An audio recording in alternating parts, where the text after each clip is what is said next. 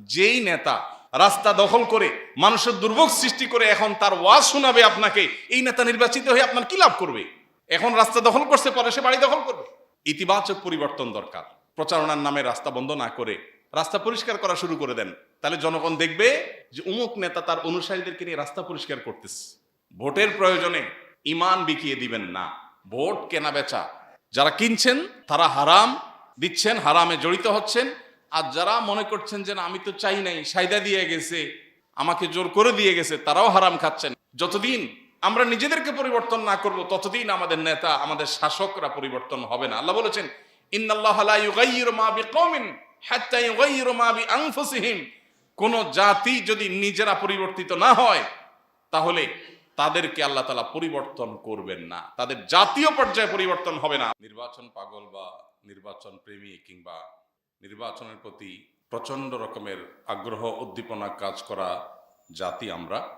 সারা বছর যেহেতু দেশের কোনো পলিসি মেকিংয়ে অন্য কোনো ক্ষেত্রে আমাদের তেমন কোনো রোল প্লে করার সুযোগ থাকে না, বহু বছর পর, বহুদিন পর একবার একটু ভোট দেওয়ার সুযোগ তৈরি হয়, এতেই আমরা অনেক খুশি। এই উৎসাহ উদ্দীপনায় একজন মুসলিম হিসাবে আল্লাহর আদেশ নিষেধ, কোরআন এবং হাদিসের নির্দেশনাগুলো মানা আমাদের জন্য আবশ্যক। কোনো উন্মাদনা, কোনো উৎসাহ, কোনো উদ্দীপনা, কোনো আগ্রহ ইমানদারের আল্লাহর কাছে জবাবদিহিতার জায়গা থেকে বাইরে না। আমাদের প্রত্যেকটি আনন্দ, প্রতিটি বেদনা, প্রতিটি আগ্রহ, প্রতিটি অনাগ্রহ, প্রত্যেকটা বিষয়ের সাথে আল্লাহ রাব্বুল আলামিনের সন্তোষ এবং অসন্তোষের সম্পর্ক জড়িত আছে।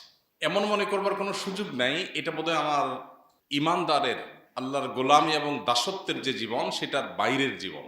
কি বলেন, এরকম কোনো জীবন আছে আমাদের? ইন্না সলাতি ওয়া নুসুকি ওয়া মাহইয়ায়া ওয়া মামাতি লিল্লাহি রাব্বিল আলামিন। আমাদের নামাজ, আমাদের কোরবানি, হজ, আমাদের জীবন, আমাদের মরণ সব কিছু আল্লাহর জন্য উৎসর্গ আমরা করেছি। ইসলাম গ্রহণ করার মানে আল্লাহ রব্বুল আলমিনকে রব্বুল আলমিন হিসাবে, এলাহুল আলমিন হিসাবে, তাকে মাবুদ এবং উপাস্য হিসাবে, একমাত্র আমার আদেশ এবং নিষেধের মালিক হিসেবে স্বীকৃতি দিয়ে আমি তার দাসত্ব গ্রহণ করলাম, মানে ইসলাম গ্রহণ করলাম। অতএব আমাদের জীবনের এই অংশটা, এই পার্টটা, যেটা এখন আমরা যেটার সাথে জড়িয়ে আছি বা যেটার সাথে আমরা জড়িত আছি, এই পার্টটাকে আমাদের মুসলমানি জীবনের বাইরের কোনো পার্ট বা অংশ মনে করবার কোনো কারণ নাই।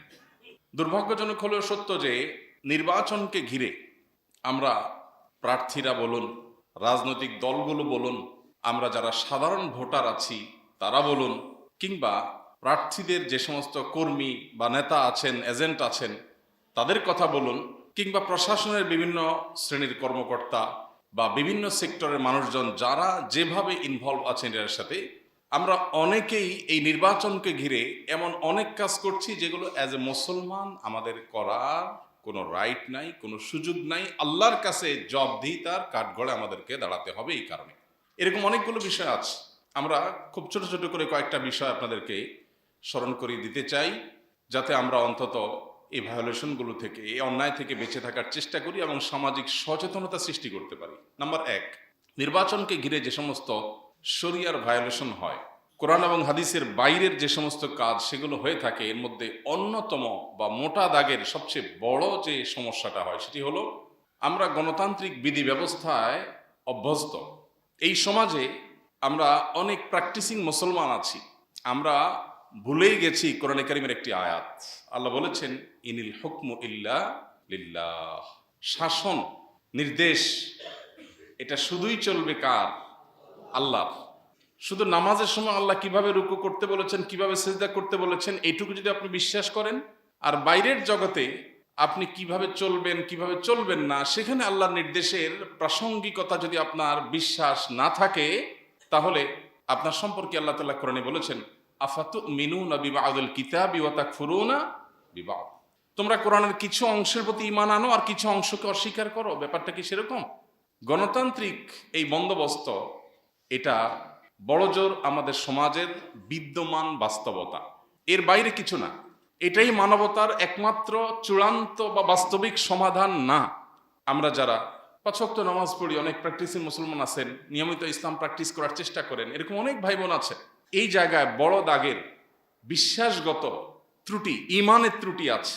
আমরা অনেকেই মনে করি যে এই যুগে মানুষের শাসিত হওয়ার, সমাজ শাসিত হওয়ার, সমাজে ন্যায় নিষ্ঠা, ন্যায় বিচার, সবার অধিকার প্রতিষ্ঠা হওয়ার একমাত্র রুট হলো গণতন্ত্র। গণতন্ত্রে অনেক ভালো ভালো কথা বলা আছে যেগুলোর সাথে ইসলামের হয়তো সংঘর্ষ নাই, কিন্তু মোটা দাগে ইসলামটা হলো দাসত্ব, আল্লাহর শাসন, আল্লাহর, যারা আল্লাহর প্রতি বিশ্বাস করবে না তাদের অধিকারও সুসংরক্ষিত, তাদের অধিকারও সুসংরক্ষিত। আমরা গণতান্ত্রিক সমাজে থাকার পর ইসলামিক রাজনীতি যারা করেন তারাও অনেক সময় দেখা যায় যে তারা ইসলামের যে সুমহান জীবন ব্যবস্থা, ইসলামের যে সুমহান নীতিমালা, কোর যে ইসলামের বিষয়গুলো আছে, সে বিষয়গুলোকে অনেক সময় আমরা ভুলে যাই। ভিন্ন বাস্তবতার সাথে অভ্যস্ত হতে হতে আমরা ভুলে যাই যে আমাদের শাসিত হওয়ার কথা আল্লাহর আদেশ এবং নিষেধ দ্বারা। গণতন্ত্রের অনেক বিউটি আছে, থাকতে পারে। আল্লাহ রাব্বুল আলামিন কোরআনে কারিমে আহলে কিতাবদের, অমুসলিমদের, ইহুদি খ্রিস্টানদের মধ্যে যে ভালো গুণ ছিল তখন, সেগুলোর প্রশংসা আল্লাহ কোরআনে করেছেন। যে আহলে কিতাবদের মধ্যে কেউ কেউ আছেন, তাদের কাছে তোমরা যদি কিছু অর্থ করে রাখো তাহলে তারা আমানতদারিতার সাথে ফেরত দিবে। সবাই অসৎ না, ব্যক্তিগত জীবনে অনেকে সৎ আছেন, আল্লাহ তাআলা সেই স্বীকৃতি দিয়েছেন। অতএব গণতান্ত্রিক বিধি ব্যবস্থার ভালো দিক থাকতে পারে কোনো কোনো ক্ষেত্রে, কিন্তু বাস্তবতা হলো যে আজকে গোটা বিশ্বব্যাপী আমরা যদি তাকাই দেখতে পাবো সভ্যতার আড়ালে নীরব নিষ্পেষণের এক অন্যতম যন্ত্র হিসাবে এটা আজ ব্যবহার করা হচ্ছে। আপনি যদি আফ্রিকা যান, আফ্রিকার সম্পদ লুট করাটাকে হালাল মনে করে এই তথাকথিত গণতন্ত্রের মহাজনেরা, ইউরোপিয়ান দেশগুলো এই গরিব আফ্রিকানদের সম্পদ লুট করাকে তাদের অধিকার মনে করে। এক একটা গরিব দেশে তাদের অনেকগুলো এয়ারপোর্ট করা, নিজেদের বিমান এসে নামে এবং চলে যায়, সেখানকার বিভিন্ন মূল্যবান সম্পদ তারা চুরি করে, বরং ডাকাতি করে।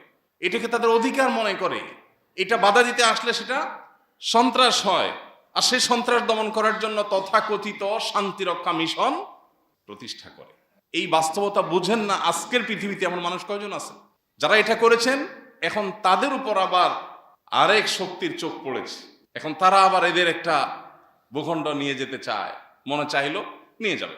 যাই হোক, আমি যে জায়গায় ছিলাম সেটি হলো আল্লাহ রাব্বুল আলামিনের আদেশ নিষেধ দ্বারায় আমরা শাসিত হওয়ার, বিশ্ববাসী পরিচালিত হওয়ার বাইরে অন্য কোনো এমন বিকল্প নেই যে জীবন আপনার পরিচালনার পদ্ধতি বা পলিসি পৃথিবীর মানুষকে সবার অধিকার সমান হারে যথাযথভাবে দিতে পারে, প্রতিষ্ঠিত করতে পারে, প্রকৃত অর্থে ইনসাফ প্রতিষ্ঠিত করতে পারে। এরকম ব্যবস্থাপনা ইসলাম ছাড়া আর কোনোটাই নাই। কোনোটা সাময়িক খুব মুখরোচক মনে হবে, একটা সময় সেটার বাস্তবতা মানুষের কাছে উপলব্ধি হবে, পরিষ্কার হবে, টুডে অর টুমরো। এই বিশ্বাসের জায়গাটা আমাদের কাছে একেবারে স্পষ্ট থাকতে হবে।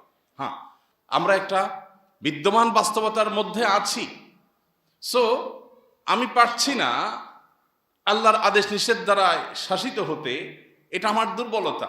আমি যেই রাজনীতি করি না কেন, এটা আমার দুর্বলতা যদি স্বীকার করি যে এটা আমরা পারছি না, এটা আজকের বিশ্ব বাস্তব ব্যবস্থার বা আমাদের সমাজ ব্যবস্থার বা আমাদের নিজেদের ত্রুটি, আমাদের ঘাটতির জায়গা, এর জন্য বরং ইস্তেগফার যদি করি, আল্লাহর কাছে অপরাধের বোধ যদি থাকে, তাহলে এটা ক্ষমা আছে। আর যদি মনে করি না, ইসলাম এখন চলে না, আসলে ইসলাম নামাজ রোজা ঠিক আছে, ওয়াজ নসিহত ঠিক আছে, কিন্তু এই সমস্ত বিষয়গুলোর ক্ষেত্রে ইসলামের সেই কার্যকারিতা নাই, এরকম যদি কেউ মনে করে, বিশ্বাস করে, তাহলে আর যা হোক তার নিজেকে মুসলিম দাবি করবার কোনো সুযোগ থাকে না। আল্লাহ রাব্বুল আলামিন বলেছেন, ইনিল হুকমু ইল্লা লিল্লাহ, শাসন আল্লাহর। আমরা আল্লাহ তা'বুদু ইল্লা ইয়াহ, আল্লাহ নির্দেশ করেছেন আল্লাহ ছাড়া আর কারোর দাসত্ব করা যাবে না। যালিকাদ দীনুল কাইয়্যিম, এটাই হলো সঠিক চূড়ান্ত জীবন ব্যবস্থা, দিন, আল্লাহর পক্ষ থেকে দেওয়া দিন, এটাই সঠিক। ওয়ালাকিন্না আকসারান নাসি লা ইয়ালামুন, তবে বেশিরভাগ মানুষ জানে না, বেশিরভাগ মানুষই সমাজে বুঝে না। এবং এই আয়াতের মিসদাক আজকে আমরা হয়ে গেছি, এই আয়াতের লক্ষ্যবস্তু আমরা হয়ে গেছি। এর বাস্তব উদাহরণ আমরা, যে বেশিরভাগ মানুষই বুঝেন না যে আল্লাহ রাব্বুল আলামিন আমাদেরকে পরিপূর্ণ জীবন ব্যবস্থা দিয়েছেন, এটা শুধুমাত্র ইবাদত সর্বস্ব দিন না। অতএব এই জায়গাটা আমাদের অত্যন্ত ক্লিয়ার থাকতে হবে। নাম্বার 2, নির্বাচনকে ঘিরে যে দ্বিতীয়ত অন্যায়টি, গুনাহটি, আল্লাহর আদেশ নিষেধের লঙ্ঘন, কোরআন হাদিসের নাফরমানে, আল্লাহর নাফরমানে যেটি হয়ে থাকে, সেটি হলো আমরা সত্যকে মিথ্যার সাথে অনেক সময় মিশ্রণ করে ফেলি শুধু একটু ভোটে জেতার প্রয়োজনে। দুর্ভাগ্যজনক বাস্তবতা, ইসলামিক দলগুলোর মধ্যেও এই প্রবণতা অনেক ক্ষেত্রে বা দলগুলোর নেতাদের ক্ষেত্রেও দেখা যায়, অন্যদের মধ্যে তো আছেই। আমাদের উচিত সতর্ক হওয়া, আমাদের উচিত সংশোধন হওয়া।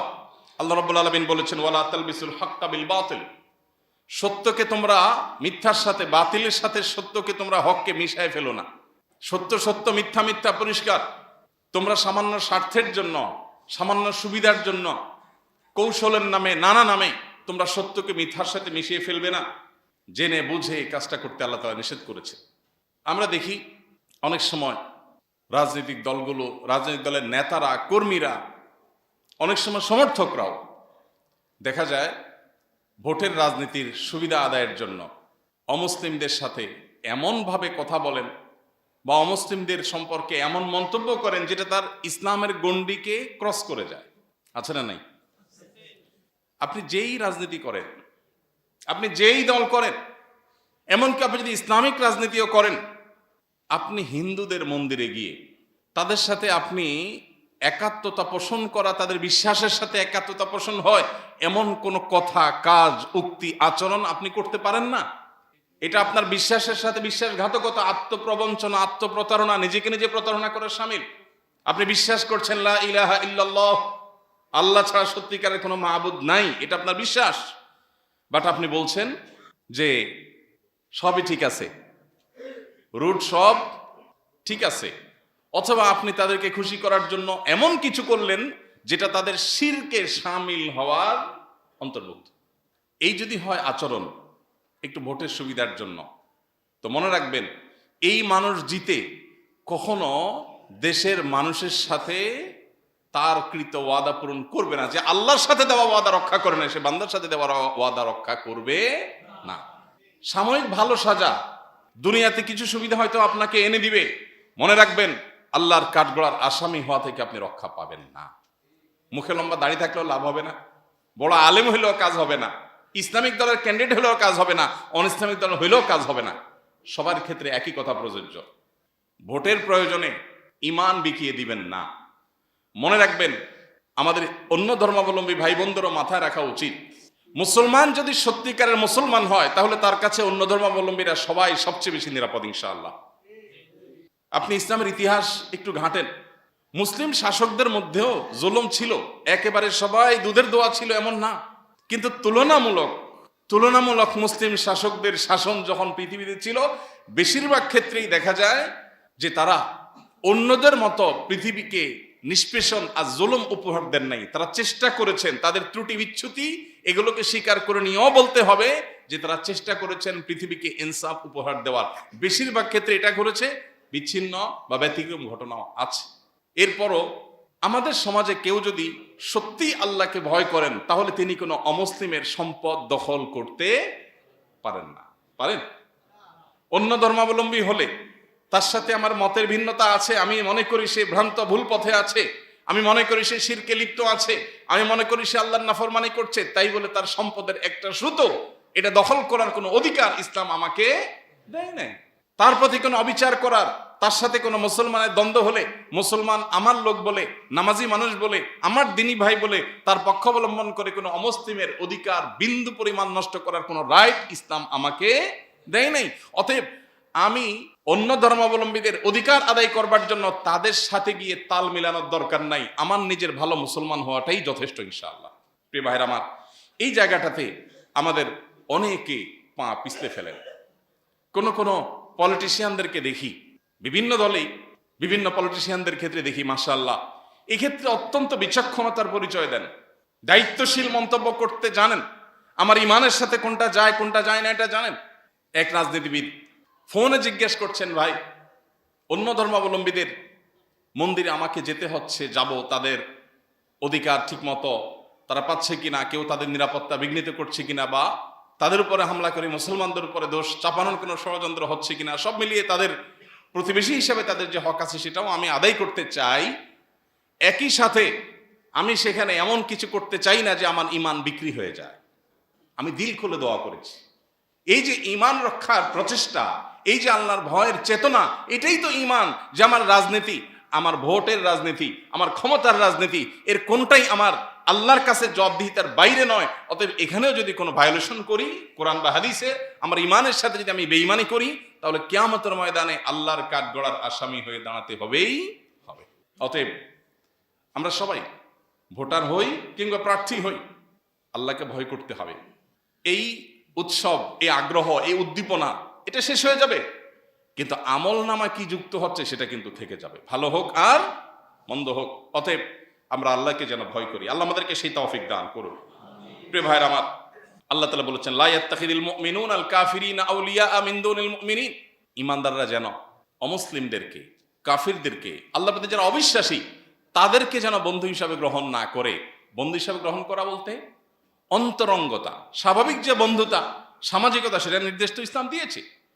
কিন্তু এখানে বন্ধুতা বলতে শত্রু আর বন্ধুর ব্যাপার, পক্ষ আর বিপক্ষের ব্যাপার। আমি যেহেতু তাওহীদে বিশ্বাস করি, আমি তো তাওহীদের পক্ষের, সো আমি শিরকের পক্ষ অবলম্বন করতে পারি না। এটা হলো বন্ধুতা। তো আল্লাহ বলেছেন যে অভিভাবক হিসাবে ইমানদারদের বাদ দিয়ে বেঈমানদেরকে কোনো ইমানদার গ্রহণ করতে পারে না। আর যে ব্যক্তি এরকম করবে, আল্লাহ তাআলা বলেছেন ফালাইসা মিনাল্লাহি ফি শাই। যে ব্যক্তি এমন করবে সে ব্যক্তি আল্লাহর কাছে তার কিছুই থাকবে না। এবং আল্লাহ তাআলা বলেছেন ওয়া ইউহাযযিরুকুমুল্লাহু নাফসাহ। আল্লাহ কিন্তু তার জাতে পাকের ব্যাপারে তোমাদেরকে সতর্ক করছেন, আল্লাহকে ভয় করো, সাবধান, সামান্য হীন স্বার্থের জন্য ঈমান বিকিয়ে দিও না। আমাদের অনেকে আছেন, আমাদের দেশের পার সেকুলারদের বা বিদেশিদের যারা বিভিন্ন এজেন্ডা নিয়ে এদেশে কাজ করতে চায় বা করে, এদেরকে খুশি করার জন্য অনেক কথা বলেন। অনেক সময় দেখা যায় ইসলামকে একটু খোঁচা দিয়ে উনি একটু উদার সাজার চেষ্টা করেন, আল্লাহর বিধানের বিরুদ্ধে অবস্থান নিয়ে উনি একটু ব্রড সাজার চেষ্টা করেন। এগুলো সবগুলোই হলো সামান্য দুনিয়ার স্বার্থের জন্য ঈমান বিক্রি করা। আল্লাহ তাআলা আমাদেরকে এটা থেকে বেঁচে থাকার তৌফিক নসিব করুন। তৃতীয়ত যে ভায়োলেশন হয় সেটি হলো ভোট কেনা বেচা। এটা আমি এর আগেও বলেছি। নির্বাচনকে ঘিরে, সেটা জাতীয় নির্বাচন হোক আর স্থানীয় নির্বাচন হোক, নির্বাচনকে ঘিরে এই অপরাধ, এই অন্যায় আমাদের দেশে ওপেন সিক্রেট। প্রচলিত আইনে সেটা নিষিদ্ধ হওয়া সত্ত্বেও আমরা দেখা যায় এই কাজটা অনেক সময় করি। যে বা যারা এটার সাথে জড়িত থাকবেন, আপনি শুধু টাকা বন্টনের দায়িত্ব পাইছেন, টাকা বন্টন করতেছেন, তাহলে এক্ষেত্রে আপনিও দায়ী থাকবেন। মনে রাখবেন, এই মতামত দেওয়া, আমি আমার মত বললাম, ভোট দিলাম মানে আমার মত জানালাম, সাক্ষ্য দিলাম, এটা এক প্রকারের সাক্ষ্য। আমরা গণতান্ত্রিক বিধি ব্যবস্থা সম্পর্কে বলেছি যে আল্লাহ রাব্বুল আলামিন আমাদেরকে যে জীবন ব্যবস্থা দিয়েছেন সেটা আমাদের কাছে পরিষ্কার এবং সেটাই হলো আমাদের একমাত্র অবলম্বন। আর গণতান্ত্রিক বিধি ব্যবস্থা বন্দোবস্ত এটা হলো আমাদের সমাজের বিদ্যমান বাস্তবতা মাত্র। এর মধ্যে থেকেও যখন আমি মতামত দেবার সুযোগ পেয়েছি, আমি আমার সাধ্য অনুযায়ী আমার বিবেক বুদ্ধি খরচ করে দেশের মুসলিম মিল্লাতের এবং ইসলামের স্বার্থ এটা আমার মাথায় থাকবে সর্বাগ্রে। একজন সৎ যে মানুষটা জিতে পাপাচার করে, অন্যায় অনাচার করে, জুলুম অবিচার করে, খুন রাহাজানি করে, মাস্তানি গুন্ডামি করে মানুষের জীবন অতিষ্ঠ করবে এবং তার দায়ভার আমাকেও বহন করতে হবে তাকে এই পর্যন্ত যাইতে হেল্প করার কারণে, সেই লোককে আমি ভোট দিচ্ছি কিনা বা আমার ভোটটা সেখানে যাচ্ছে কিনা, এই জবাবদিহিতার বোধ যেমন বিবেকের কাছে থাকতে হবে, ঠিক একইভাবে সামান্য একটু স্বার্থের কারণে বিক্রি হয়ে যাচ্ছে কিনা, সামান্য একটু স্বার্থের কারণে আমি নিজের আদর্শ বেঁচে ফেলছি কিনা। সাক্ষ্য বিক্রি করা যায় না।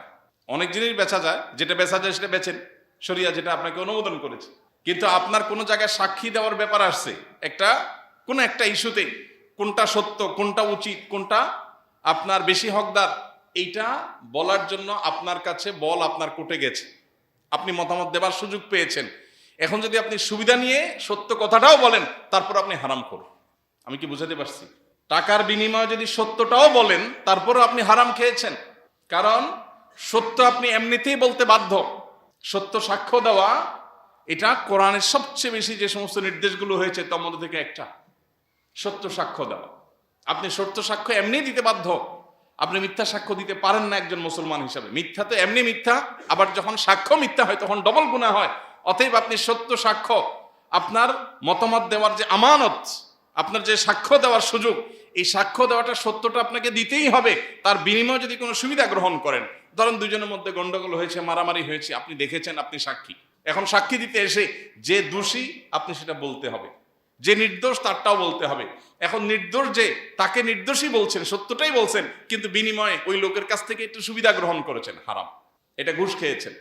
চিন্তা করলেন সারা বছর সরকারের বড় বড়, দেশের বড় বড় চেয়ারে বসে বড় বড় নেতারা, মন্ত্রী, এমপিরা, তারা তো সব খায়, আমি তো সারা বছর খাইতে পারি না, নির্বাচন উপলক্ষে 500-1000 খাই, বাঘে যোগে খাইলাম সবাই। দেশটা একা কিছু মানুষ লুট করবে কেন? আমরাও করি, এটাও ঘুষ। তারা যেটা খায় সেটাও ঘুষ। আর যদি আমরা সিদ্ধান্ত নিই যে ঠিক আছে আমরা চোরে চোরে খালাতো ভাই, তারা দেশের বড় বড় অঙ্কের লুট করবে আর আমরা নির্বাচনের সময় 500, 1000, 2000 টাকার ঘুষ খাবো, তাহলে সেও ঘুষখোর, আমিও ঘুষখোর। দিন শেষে যে চোর তার নেতাও চোর, যে ঘুষখোর তার নেতাও ঘুষখোর। আল্লাহ রাব্বুল আলামিন আমাদের এতটুকু ইমানি শক্তি দান করুন, আমরা যেন এই হারামগুলোকে না করতে পারি। চেষ্টা করা যাবে না ইনশাআল্লাহ? যতদিন আমরা নিজেদেরকে পরিবর্তন না করব, ততদিন আমাদের নেতা, আমাদের শাসকরা পরিবর্তন হবে না। আল্লাহ বলেছেন, ইন্নাল্লাহা লা ইউগাইয়িরু মা বিকওমিন হাত্তা ইউগাইয়িরু মা বিআনফুসিহিম। কোন জাতি যদি নিজেরা পরিবর্তিত না হয়, তাহলে তাদেরকে আল্লাহ তাআলা পরিবর্তন করবেন না, তাদের জাতীয় পর্যায়ে পরিবর্তন হবে না। অতএব আমাদের প্রত্যেকটা মানুষকে আল্লাহর ভয় অন্তরে লালন করতে হবে, তাকওয়া অবলম্বন করতে হবে, সত্যবাদিতার পথে আসতে হবে, অন্যায়ের পথ থেকে বেরিয়ে আসতে হবে। অন্যায় কথা বলা যাবে। ঠিক একইভাবে ভোট কেনা বেচা, যারা কিনছেন তারা হারাম দিচ্ছেন, হারামে জড়িত হচ্ছেন। আর যারা মনে করছেন যে না আমি তো চাই নাই, সাইদা দিয়ে গেছে, আমাকে জোর করে দিয়ে গেছে, তারাও হারাম খাচ্ছেন। কারণ আপনি আপনার সত্য সাক্ষ্য দিতে বাধ্য এজ এ মুসলমান। আপনি সাক্ষ্য না দেন সেটা এক জিনিস, সাক্ষ্য দিতে গেলে আপনি মিথ্যা সাক্ষী এমনি দিতে পারবেন না। অতএব এখানে বিনিময় যদি গ্রহণ করেন, মানুষের যদি বাধ্যতামূলক অপরিহার্য দায়িত্ব পালন করতে গিয়ে কোনো উপরি সুবিধা ভোগ করে, এর নাম ঘুষ। আপনি একটা চেয়ারে আছেন, আপনার কাজ এই বিষয়গুলো দেখা, সেটার বিনিময়ে উপরি হিসাবে যেটা আপনি নিচ্ছেন ওটা ঘুষ। অতএব এই ঘুষ থেকে আমরা বেঁচে থাকার চেষ্টা করব। আল্লাহ আমাদেরকে তৌফিক দান করুন। এবং এই ঘুষ যাতে সমাজে চলতে না পারে, এ ব্যাপারে আমাদের সবাইকে সজাগও থাকতে হবে। এটা ইসলামে যেমন নিষিদ্ধ, প্রচলিত আইনেও নিষিদ্ধ এবং জঘন্য। অতএব এই জঘন্য কাজটা বা যেন কোনোভাবে হতে না পারে। আমাদের দেশে নির্বাচনকে ঘিরে লক্ষ লক্ষ কোটি কোটি টাকা খরচ করেন এক একজন প্রার্থী। হ্যাঁ, বড় বড় তাদের সভা সমাবেশ করতে হয়, খরচ আছে বুঝি, কিন্তু এই যে ঘুষ লেনদেনের যে খরচ, এই খরচের জন্য তারা প্রত্যেকে, যারা গ্রহণ করবেন ভোটার আর যারা প্রার্থী বা প্রার্থীর লোকজন দিবেন, সবাইকে আমাদের ময়দানে আল্লাহর কাছে আসামি হয়ে দাঁড়াতে হবে। আল্লাহ আমাদের সবাইকে এই ভোট কেন্দ্রিক, নির্বাচন কেন্দ্রিক এই সমস্ত শরিয়া ভায়োলেশন থেকে বেঁচে থাকার তৌফিক দান করুন। আরেকটি গুরুত্বপূর্ণ বিষয় হলো বিভিন্ন মিথ্যা প্রতিশ্রুতির ফুলঝুরি। এটা নির্বাচন আসলে আমরা সাধারণ মানুষ বিশেষ করে শুনতে শুনতে আমাদের কান ঝালাফালা হয়ে যায়, তাই না? মিথ্যা প্রতিশ্রুতির ফুলঝুরি, আমি এটা করব, আমি সেটা করব, আমার দল এটা করবে, আমার দল সেটা করবে। এই যে একটা কমন কালচার আমাদের দেশে আছে, সবগুলো দলই কম বেশ এগুলোর প্র্যাকটিস করে। এই প্রতিশ্রুতি দেওয়া তো খারাপ জিনিস না, কিন্তু মিথ্যা প্রতিশ্রুতি যারা দেয়, যে এলাকার যিনি প্রার্থী সে এলাকায় এটা করবেন ওইটা করবেন, যেভাবে কথা বলেন তাতে মনে হয় ক্ষেত খামারও রাখবেন না, ওইগুলো সব পাকা করে ফেলবে। এত প্রতিশ্রুতি আর প্রতিশ্রুতি না, এটা হলো আরেকটা ভায়োলেশন। অনেক নামাজি কালায় মানুষ এটা করে। ইসলামী রাজনীতি করতে গিয়েও যদি আপনি এরকম মিথ্যা ভুলভাল যা মুখ দিয়ে আসলো দানায় পানায় শুধু বললেন মানুষের ভোটের জন্য, মনে রাখবেন এটা সুস্পষ্টভাবে শরিয়া ভায়োলেশন, শরিয়া লঙ্ঘন। একজন মুসলমান হিসেবে আপনি এটা করতে পারেন না। মুসলমান এরকম যা ইচ্ছা তা বলবে, যা খুশি তা মুখ দিয়ে বলবে, এটা মুসলমান করতে পারে না। এ সম্পর্কে অত্যন্ত ভীতিকর একটা হাদিসের কথা শুনে নবী করিম সাল্লাল্লাহু আলাইহি সাল্লাম বলেছেন, বিশুদ্ধ হাদিস, তিনি বলেছেন, লিকুল্লি গাদিরিন লিওয়াউন ইয়াউমাল কিয়ামাহ।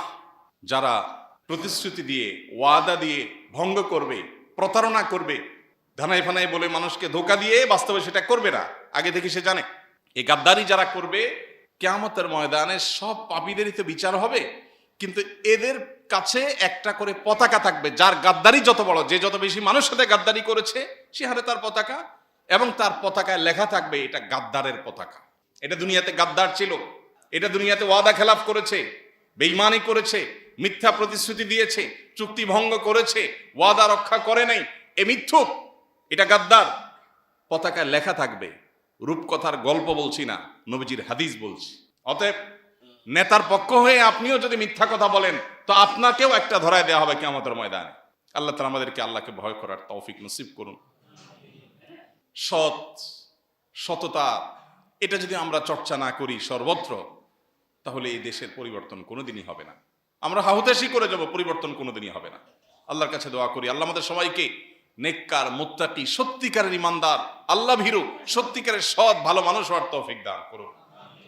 তাহলে নির্বাচন কেন্দ্রিক বা ইলেকশনকে ঘিরে যে সমস্ত শরিয়ার লঙ্ঘন, অন্যায় আচরণগুলো হয়ে থাকে, এর মধ্যে একটা হলো মিথ্যা প্রতিশ্রুতি দেওয়া, ধোঁকা দেওয়া মানুষকে। এটা থেকে আল্লাহ তাআলা আমাদের নেতাদেরকে, নেতাদের অনুসারীদেরকে, আমাদের সবাইকে আল্লাহ তাআলা বেঁচে থাকার তৌফিক নসিব করুন। আরেকটি গুরুত্বপূর্ণ বিষয় আছে, সেটি হলো নির্বাচনকে ঘিরে মানুষের হক নষ্ট করা, প্রচারণা করতে গিয়ে, বিশেষ করে প্রচারণা করতে গিয়ে। এই বিষয়টা বলতে গেলে আমার অনেক কষ্ট হয়। আমরা অনেক সময় ধর্মের নামেও মানুষকে এই কষ্টটা দেই, ইসলাম প্রচারের নামেও মানুষকে এই কষ্টটা আমরা দিয়ে থাকি। আমি প্রতিনিয়ত বলি, বলার সময় ধর্মের নামে যে কষ্টটা দেওয়া হয় সেটা কথাটা আগে বলি, যাতে কেউ এটা বলতে না পারে কই আপনাদের হুজুররাও তো অনেক সময় মানসিক কষ্ট দেন অহেতুক, অন্যায্যভাবে, সেটা বিরুদ্ধে তো বলেন না। সব সময় বলার চেষ্টা করি, আগে বলার চেষ্টা করি, কারণ আমার নিজের ত্রুটি, আমার ভাইদের ত্রুটিটা আমি আগে স্বীকার করব। যেই কোনো শব্দ দূষণ, যেই কোনো শব্দ দিয়ে মানুষের অতিষ্ঠ হওয়ার মতো পর্যায়ে চলে যায়, সেটা গভীর রাত পর্যন্ত দূর দূরান্তে মাইক লাগিয়ে ওয়াজ মাহফিল করে হোক, কোনো বিবাহ, কোনো আকিকা, কোনো অনুষ্ঠানকে কেন্দ্র করে দূর দূরান্ত পর্যন্ত মাইক লাগিয়ে হাই ভলিউমে, ফুল ভলিউমে গান বাজনা বা করে হোক, কিংবা সেটা নির্বাচনী বা রাজনৈতিক কোনো সভা সমাবেশ, এটাকে ঘিরে দূর দূরান্ত পর্যন্ত মাইক লাগিয়ে চিৎকার চেঁচামেচি করা হোক, যেটাই হোক না কেন, মানুষকে অতিষ্ঠ করে, মানুষের ঘুম হারাম করে আপনি কোনো আনন্দ করতে পারেন না, আপনি কোনো রাজনীতি করতে পারেন না, আপনি কোনো দিন বা ধর্ম চর্চা করতে পারেন না। আপনি বলবেন তাহলে আজান কতক্ষণ সময়ের ব্যাপার, 1 মিনিট? তাও তো আল্লাহ তাআলা রাত 12টা বাজে আজান দিতে বলেননি। ভোরে ফজরের যে আজানের সময়, এই সময়টা ঘুম থেকে উঠার সময়, তারপরেও তো সেটা 1 মিনিটের ব্যাপার। সেটাও যদি প্রয়োজনের বাইরে অযৌক্তিকভাবে ওয়াজ মাহফিল, যেরকম হয়তো শ্রোতা আছে কিছু, 50টা মাইক লাগাইলেন, একদম বাজারে এমন জায়গায় লাগাইলেন যে বাজারে মানুষের কেনা বেচাই বন্ধ, ফোনে কথা বলা বন্ধ। এর আগে আপনাদেরকে বলেছিলাম, এক সাবেক সংসদ সদস্য, উনি আমাকে বলেছেন, হুজুর আমার এলাকায় যত মাহফিল হয়, বিভিন্ন হুজুরদের বিভিন্ন গ্রুপ আছে, বিভিন্ন গ্রুপে বিভিন্ন রকমের মাহফিল করে, যত হুজুররাই মাহফিল করুক, একটা বিষয়ে হুজুররা সবাই একমত, সেটা হলো একটা মাইক এই বেটা এমপির বাড়ির দিকে দিতেই হবে, কারণ এটারে মানুষ করতে হবে আগে। এই জন্য বলে হুজুর, ওয়াজ এক একজনের এক এক দিন, আমার প্রতিদিন একটা ফোন কল পর্যন্ত ধরা কঠিন হয়ে যায়, মাইক একটা আমার বাড়ির সামনে লাগে, এর একটু ওয়াজ শুনে। এটা কি ওয়াজ শোনা হয়? আমার তো আরো মনে কষ্ট হয়, আমার তো শোনার আগ্রহ জাগে না। লোকটা খুবই দিনদার, নামাজি কালামি মানুষ। ভাইরা আমার, নির্বাচনকে ঘিরে বা নির্বাচনের বাইরেও সারা বছর রাজনীতির নামে আপনি রাস্তা দখল করবেন, আপনি মানুষের দুর্ভোগ সৃষ্টি করবেন, আপনি দূর দূরান্তে মাইক লাগিয়ে মানুষকে চিৎকার চেঁচামেচি করে শুনতে বাধ্য করবেন। মনে রাখবেন, প্রচলিত আইন যদি আপনাকে অ্যালাউ করেও, আল্লাহর আইন এজ এ মুসলমান আপনাকে অ্যালাউ করে না। প্রচলিত আইনের দৌড়তে আদালত পর্যন্ত, কোর্ট কাছারি পর্যন্ত, সেখানে আপনি রক্ষা পেয়ে যাবেন হয়তো, কিন্তু আল্লাহর আদালতের পরে যেটা আছে সেখানে রক্ষা পাবেন না যদি আল্লাহর আইনকে, আল্লাহর বিধানকে আপনি লঙ্ঘন করেন। মনে রাখবেন, এটা পাশ কাটানো সম্ভব, কিয়ামতের দিনের আল্লাহর সে কাঠগড়াকে পাশ কাটানোর কোনো সুযোগ কারোর কাছে থাকবে না। এখানে উকিল আপনার পক্ষে দাঁড়িয়ে ওকালতি করবে, ওখানে কেউ কারোর ওকালতি করতে দাঁড়ানোর সুযোগ থাকবে না। নবী রাসূলরা পর্যন্ত নিজেদেরকে নিয়ে পেরেশান থাকবেন। অতএব আল্লাহকে ভয় করুন। এই কালচারের বিরুদ্ধে আমাদের কথা বলতে হবে। আপনি আপনার প্রচার করেন ভাই, কিন্তু আপনার প্রচারে আমার ঘুম হারাম করতে পারে না। আমার বাচ্চা ঘুম থেকে লাফ দিয়ে উঠবে, সে অধিকার আপনাকে দেওয়া হয়নি। আপনি রাস্তা দখল করে সমাবেশ করবেন আর আমার চলাচলে বিঘ্ন হবে, এটা গ্রহণযোগ্য হতে পারে না। কিন্তু এটা আমাদের সমাজে গা সওয়া হয়ে গেছে, এটাকে আমরা স্বাভাবিক মনে করি। ও নির্বাচন আসছে, তাহলে রাস্তা জ্যাম থাকবেই, রাস্তা দখল করে নেতা। যেই নেতা রাস্তা দখল করে মানুষের দুর্ভোগ সৃষ্টি করে এখন তার ওয়াজ শোনাবে আপনাকে, এই নেতা নির্বাচিত হয়ে আপনার কি লাভ করবে? এখন রাস্তা দখল করছে, পরে সে বাড়ি দখল করবে। আমাদের নেতাদেরকে আল্লাহ তাআলা আল্লাহর ভয় অন্তর লালন করার তৌফিক নসিব করুন। ভাইরা আমার, এই মানুষকে কষ্ট দেওয়ার আরো অনেক দিক আছে। একটা তো হলো মাইকের কথা বললাম, রাস্তা দখল করার কথা বললাম, আরেকটা হলো অনুমতি ছাড়া ওয়ালে ওয়ালে চিকা মারা, রাজনৈতিক স্লোগান লেখা আর পোস্টার মারা। এটাকে রাজনৈতিক দলগুলো, সব রাজনৈতিক দল, ইসলামিক অন ইসলামিক সব রাজনৈতিক দলগুলো অলমোস্ট এটা নিজেদেরকে অধিকার মনে করে অনেক, অথচ এটা অধিকার না ভাই। হ্যাঁ, কিছু কিছু ওয়ালে বলাই থাকে, ঠিক আছে, বা আপনার হাবভাব দেখে বোঝাই যায় যে ঠিক আছে যে কোনো কেউ মারতে পারে, সেই হিসেবে আপনি মারেন সেখানে। কিন্তু অনেক ওয়াল আছে যে ওয়ালগুলোতে লেখাই থাকে ভাই এখানে পোস্টার মারবেন না, কিন্তু আপনি যে সেখানে বিসমিল্লাহ পড়ে মারতেছেন, কি বলেন? এমনকি আপনি যদি ওয়াজ মাহফিলের পোস্টারও সেখানে লাগান, মনে রাখবেন আপনি একটা গুনাহ করলেন, কারণ একজন তার ওয়াল এটাকে আপনি ইসলাম প্রচারের জায়গা হিসেবে ব্যবহার করতে পারেন, উনি দিতে বাধ্য, ব্যাপারটা সেরকম না। উনি যদি অনুমতি দেন আলহামদুলিল্লাহ, অনুমতি না দিলে আপনি লাগাইতে পারেন না। এখন আপনি আমাকে বলেন বাংলাদেশের যত মানুষের ওয়ালে এগুলো লাগানো হয়, সত্যিকার অর্থে কোনো ওয়াল মালিক কি চায় যে আমার ওয়াল এটা লাগানো হোক? অনেক ওয়াল আছে ছেড়ে দিছে ওয়াল মালিক, ভাই লাগা যার যা মনে চায়, কারণ কিছু যখন করার নাই কি আর করবো, ছেড়ে দিস। আসলে কি সে রাজি? আসলে কি সন্তুষ্ট? তাহলে তো আইন করে এটা নিষিদ্ধ হওয়া উচিত। এখন আইন যারা করার তাদের কাজ, বাট আপনি একজন মুসলমান হিসেবে আপনার বিবেককে প্রশ্ন করবেন, আমি এটা করতে পারি না। আপনার নেতার হয়ে আপনি পোস্টারটা লাগাচ্ছেন, আপনার যদি মনে হয় হ্যাঁ কিছু কিছু ক্ষেত্রে মৌন সমর্থন থাকে, একটা লোক এই দল করে, উনি এই দলের সমর্থক, আপনি জানেন তার ওয়ালে এই দলের প্রার্থী লাগালে উনি নাখোশ হবেন না, সেটাও আপনি জানেন, এটা আপনি লাগাইতে পারেন। কিন্তু কি করে টরে এসব দেখা দেখি নাই, লাগাবো, নেতার লোক আমরা, বাধা দিতে আসবে কে? সাহস আছে? ওয়ালি ভেঙে ফেলাবো দরকার হলে। ভাইরা আমার, এই অন্যায়গুলোকে আমাদের কাছে এখন আর অন্যায় মনে হয় না, এগুলো এখন স্বাভাবিক হয়ে গেছে। আমরা মনে করি এগুলো আমাদের অধিকার। আল্লাহ তাআলা আমাদের নেতাদেরকে, তাদের অনুসারীদেরকে, ভোটারদেরকে, আমাদের সবাইকে আল্লাহর ভয় অন্তরে লালন করার তৌফিক নসিব করুন। আরেকটা বড় ধরনের ভায়োলেশন হয়, সেটা হলো গীবত, শেকায়েত, মিথ্যাচার, পরস্পরকে দোষারোপ। ভোটের রাজনীতিতে সুবিধা পাওয়ার জন্য একজন একটা কথা বলেছে, দুর্বলতা পাইছেন, বেচারা হয়তো মুখ ফসকে বলে ফেলছে, তার আসলে এটা ইন্টেনশন ছিল না, আপনি বুঝতেছেন, কিন্তু পাইছেন আর পাবেন, এটা দিয়ে এবার তার গোষ্ঠী উদ্ধার করলেন। আর আল্লাহর নামে সওয়াবের নিয়তে ফেসবুক এটার বিরুদ্ধে গোষ্ঠী উদ্ধার করা শুরু করে দিলেন। ব্যাপক সওয়াব হবে তো না? আপনি নিজে জানেন যে এটা বেচারার স্লিপ অফ টাং, এটা বেচারা মুখ ফসকে বলে ফেলছে, সে সরিয়ে বলেছে, আপনি জানেন, কিন্তু আপনি পাইছেন আর পাবেন, এটা দিয়ে তারা ঘায়েল করলেন। এই অসুস্থ রাজনীতির এই ধারা, এগুলো শুধু পার্থিব বিষয় না, এগুলো আমাদের আমলনামা সংক্রান্ত বিষয়। এর জন্য কেউ আমাদের জবাবদিহি করতে পারে। আল্লাহ তাআলা আমাদেরকে আল্লাহর ভয় অন্তরে লালন করার তৌফিক দান করুন। আমরা যারা সাধারণ মানুষ, আমরা অনেকে মনে করি হুজুর এগুলো তো আমাদের ইস্যু না, এগুলো নেতাদেরকে যায় শুনান, আমরা তো এগুলো করি না। আমরাও করি। আমরা অনেকে সুযোগের অভাবে সৎ, সুযোগের অভাবে সৎ, মানে এই চান্স আপনি পান না সেজন্য করেন না, চান্স পেলে আপনিও ছাড়েন না।